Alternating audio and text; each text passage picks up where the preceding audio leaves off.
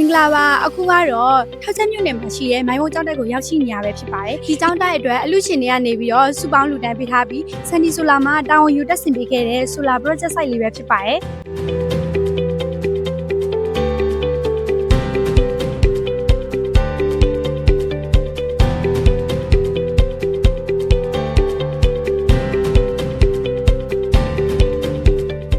အင်ဗာတာကတော့ဆိုလရဲ့50 kW အင်ဗာတာကိုအသုံးပြုထားပြီးတော့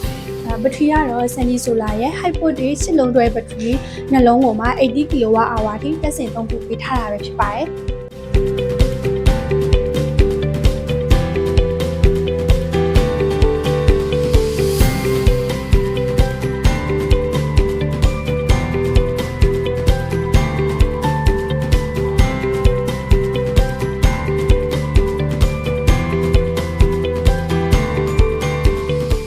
အလူရှင်တွေရဲ့ရွေးချက်ကတော့ဝါတွင်းကာလအတွင်းမှာရဟန်းတန်ကားတွေနဲ့တိုင်ကာမတွေအေးချမ်းစွာတင်သုံးနိုင်ဖို့အတွက်နိဗ္ဗာန်ကိုအကျိုးမျှော်ပြီးတော့မှလက်စစ်တပ်အားမပြတ်ထောက်ဖို့အတွက်ဆိုလာစစ်စင်ကြီးတစ်ခုလုံးကိုလူတန်းပေးခဲ့တာပဲဖြစ်ပါတယ်